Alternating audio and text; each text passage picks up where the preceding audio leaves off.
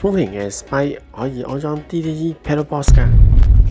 好啦，而家我哋準備上呢啲山路啊，一路直上，唔使踩好低㗎。唔使啊！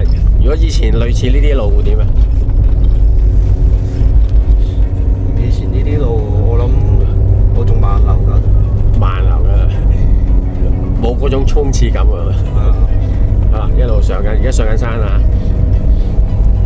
呢啲多彎嘅山路啊，中途又會收下油㗎啦，啊，跟住再上㗎啦，接唔接到咧？接到。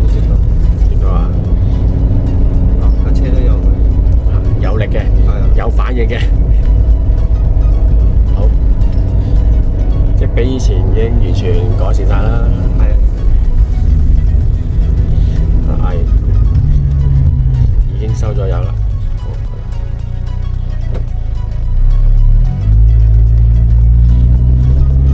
OK， 斜路起步覺得點樣？冇問題。冇問題啊。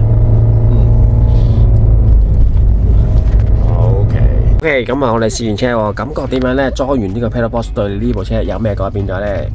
油門靈敏度會高咗好多咯。油門高咗，靈敏度高咗，係反應快，會唔會話好力咗咧？好力咗。上車都好咗好多。係，以前想改善嗰樣嘢做唔做到啊？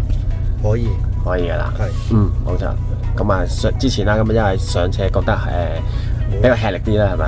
係啦，而家就完全改善咗啦。好啦，裝咗呢個 Pedal Box，咁啊，淨係用咗一個叫做黃色呢個 Sport 嘅模式啊。好。已經改善咗㗎啦。咁啊 ，OK，咁啊，多謝車主俾翻我啲意見啦。如果大家想了解多啲嘅，可以 WhatsApp 翻俾我哋63409933，電話27807943。我哋亞洲汽車材料有限公司係德國DT System 嘅香港代理。唔該晒。